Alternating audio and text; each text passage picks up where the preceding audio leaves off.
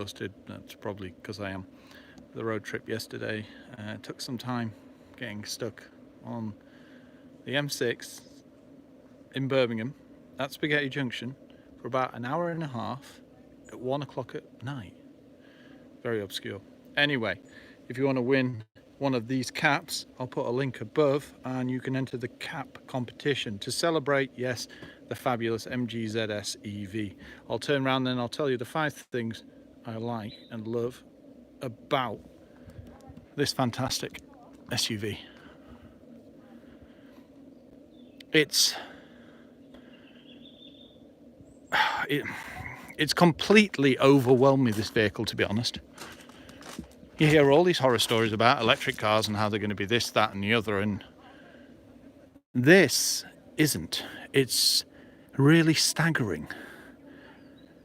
It's peppy, it's got great looks, and it's very comfortable as well. So, better go into it. Number 1. The fact it's an EV is just quite astonishing, it really is. It's always been petrol combustion for MG, and now they go full circle and get the most futuristic, well, and eco-friendly, arguably, method of, do you know what I mean? It completely throws me. It really does. It's so good at so many things. Range. The fact that the charging points at the front, where people questioned, why is that there? And when you actually look at it, you understand entirely why it's there. Because you literally just drive straight up and plug it in. So there's no messing around. And then you've got a reversing camera to back out. Perfect. Anyway, I'm kind of droning on a bit. Also, check out the road trip. Part 2 will be uploaded when I actually put it together. It was quite long, and what we got up to last night was quite staggering. I think we went to 5 chargers, and each charger was very easy to connect to, either a card or an app. So that's great news. So number 1, it's got to be the EV technology. It's so cool. It's very easy to charge. It does the range that MG say. If you're at the higher end of 70 or the higher end of motorway speeds, it will use a touch more. Hi Jake, how are you? But you expect that, and Mr. Leadfoot here realised it can zip up. Even when you start getting to the higher end of motorway speeds, if you put your foot down, it's still there. I dread to think how fast this will actually go. Yes, it has rain sensing wipers, and it has automatic headlamps, and it has high beam assist, and that's number 2 on this.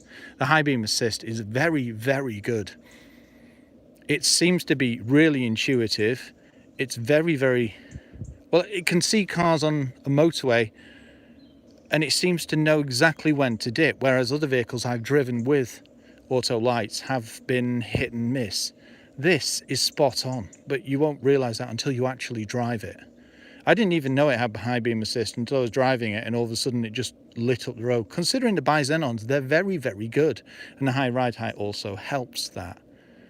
Number 3, it's got to be the active cruise control with traffic jam assist. I was testing it last night coming back up the M6, and I went up behind a wagon, and all of a sudden it picked it up on the radar and the screen in the centre and started to slow down.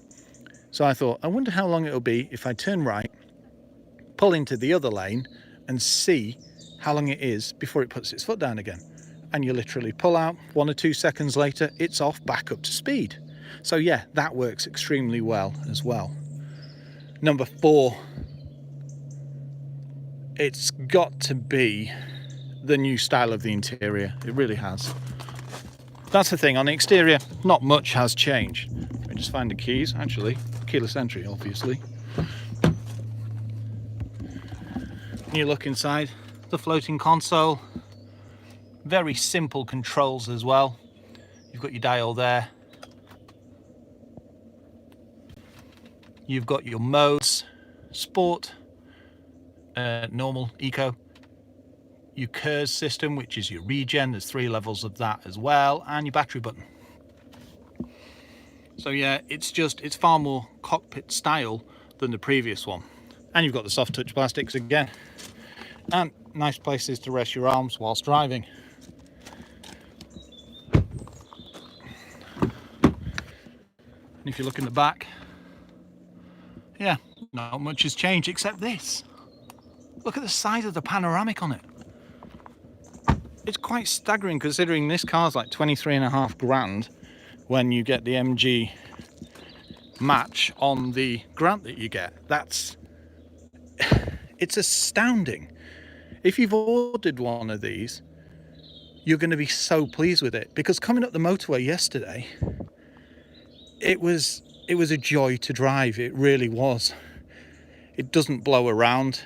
I mean, the 40-footers yesterday were literally blowing around in the wind like kites, and this I'm good as well.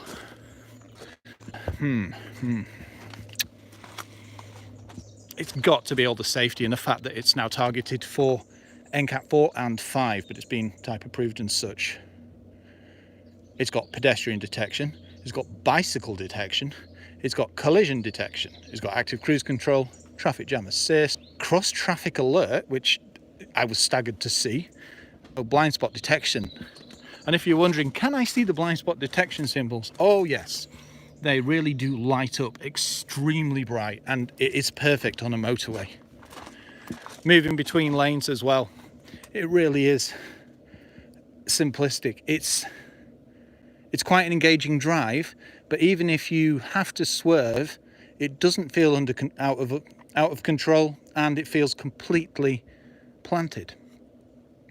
The only way you'll know this is if you actually drive it. It feels far more planted than the combustion one, but it kind of makes sense with the batteries and the layout and so on. But yeah, I'm going to be gutted because this goes back at 9 o'clock tomorrow, which is, it's left me one day to do a full review on it. So that's what Annabelle and I have been doing. And we've done lots and lots. But the thing is, we didn't go to Windermere to do the final bit, but we explained that in the video. Some things have changed a bit, but you'll see why. It's got 17-inch diamond cut alloys as well. These are exclusive to the EV. As I mentioned, a reversing camera, parking sensors on the rear. Now the other thing that is a bit strange is it doesn't have parking sensors on the front. Now, it doesn't really bother me because I drive that many cars, but think of it this way. If you're going up to a charger, it would be a help, because they've usually got massive metal rails around them, and the last thing you want to do is ding your tri-coat red. I'll just open up this bit in case you've not seen it. Also, another thing we noticed last night when it's... So yeah, CCS and Type 2 connections. In the review, we show all the cables, we show all the chargers. We put in lots of little bits from the road trip as well. I'm going to be really sad to see it go, as is Annabelle. It is fantastic, and honestly, I want one of these in the 6-month review. I really do. It's even getting to the point where I'm thinking, do I need one?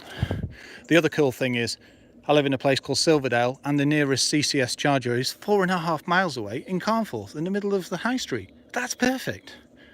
And then there's another one, literally 1/4 mile, at the booths. So charging is not a problem. And you've got the home charger as well. I just literally connect it to the house over there, run an extension cable, and boom, that's that. So there you go, the 5 things I love about this. I know it's been a bit gibbery, but I've had 4.5 hours sleep because of the road trip. I hope you really enjoy part 2 of the road trip. Don't forget to enter for the MG cap. And yeah, thank you for joining us on this journey.